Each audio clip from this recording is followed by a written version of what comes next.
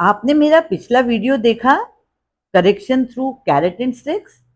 तो आज की वीडियो में हम बात करेंगे correction through award and ignore technique. तो award doesn't necessarily mean a physical or materialistic award, and ignore doesn't mean actual ignorance.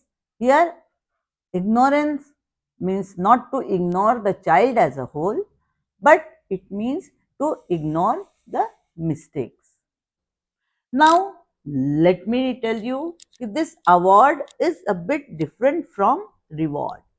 Reward जो कि कैरेट एंड स्टिक में यूज किया जाता था, रिवॉर्ड मतलब it was a materialistic thing जो बच्चे को देते थे, made be a small chocolate और आइसक्रीम, और मेड बी कि बच्चे को स्क्रीन आवर्स बढ़ा दिए या कोई बड़ा toy. So this was a materialistic reward which acted as a bribe, और जो बच्चा उसके लालच में करता था. But this award thing is different. Award may be in the form of appreciation, it can be acknowledgement, it can be gratitude, and it can be celebration. तो चलिए हम इसको थोड़ा डिटेल में समझेंगे. तो जब हम एप्रिसिएशन की बात करते हैं तो पेरेंट्स को चाहिए कि अपने बच्चे की छोटी छोटी बातों पे, डे टू डे एक्टिविटीज पे उसको अप्रिशिएट करें. कुछ ऐसी बातें जो आपने उसको करने को बताई हो और बच्चा अगर वो फॉलो कर रहा है तो never forget to appreciate him. जैसे फॉर एग्जाम्पल आपने बच्चों को बताया हुआ है कि बेटा स्कूल से घर आने के बाद अपने शू को आपको शू रैक में रखना है, लंच बॉक्स को किचन में रखना है. अब जब आके बच्चा स्कूल से आता है और अगर ये फॉलो कर रहा है तो आपको उसको अप्रिशिएट करना है.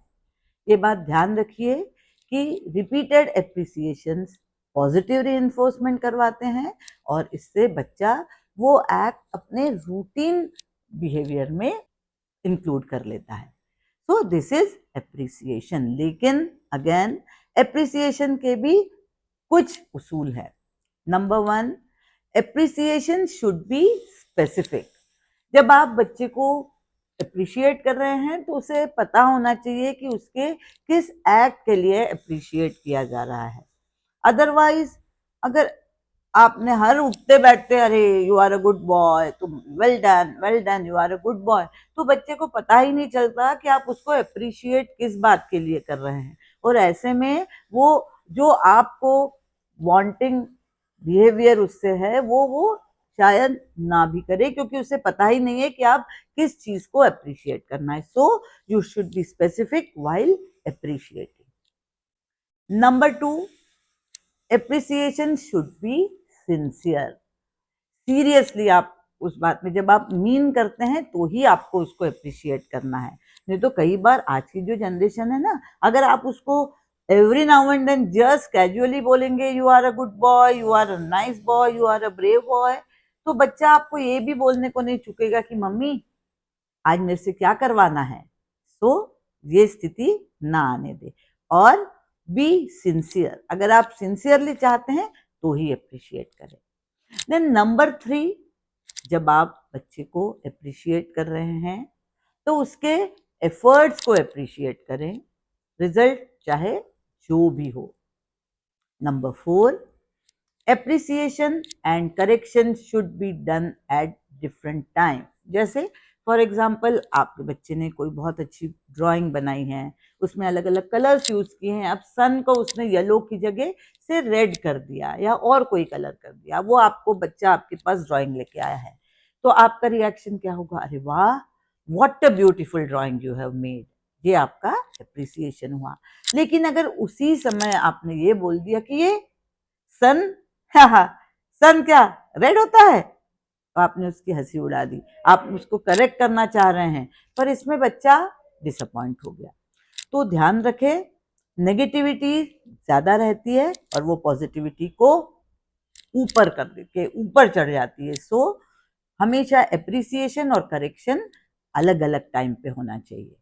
And one more thing, always appreciate in public and correct in private. ध्यान रखिए, बच्चे का भी अपना सेल्फ रिस्पेक्ट होता है. जैसे आप नहीं चाहते कि कोई आपको 10 लोगों के बीच में बुरा कहे या आपकी बुराई निकाले या आपको हर्ट करे, तो वैसा ही बच्चे का भी माइंड हो सकता है। तो कभी भी उसको पब्लिक में ना डांटें। कुछ भी बताना है ऑफ कोर्स आप बता सकते हैं, पर उसको अकेले में प्राइवेट में बताएं। तो ये सब बातें हुई एप्रिसिएशन को लेके। A word about acknowledgement. तो जब भी आपका बच्चा कुछ भी कर रहा है, एक्टिविटी कर रहा है, चाहे उसका एंड रिजल्ट कुछ भी हो, अगर आप देख रहे हैं कि वो सिंसियरली एफर्ट्स कर रहा है, तो आपको उसको एक्नॉलेज करना है।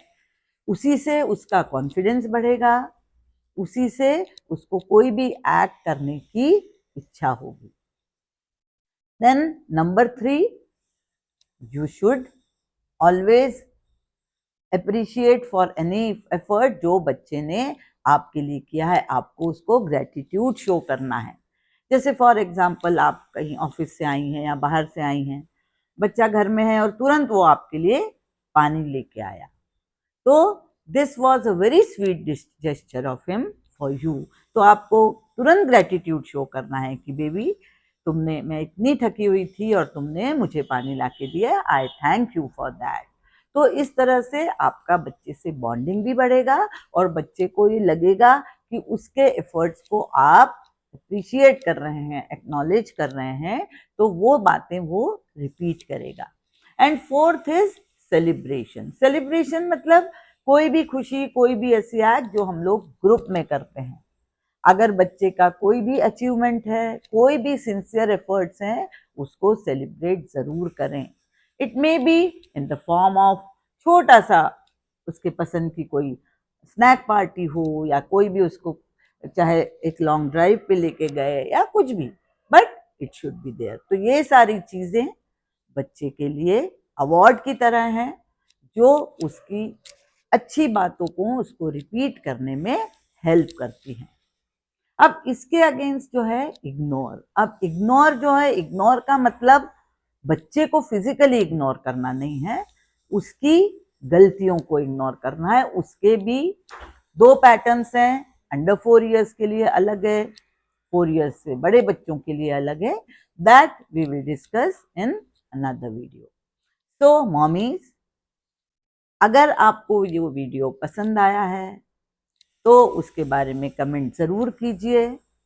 आपको इनमें से, आप अगर बच्चे को अप्रिशिएट करती हूँ, तो इनमें से कौन सा पॉइंट आपको सबसे अच्छा लगा वो लिखिए।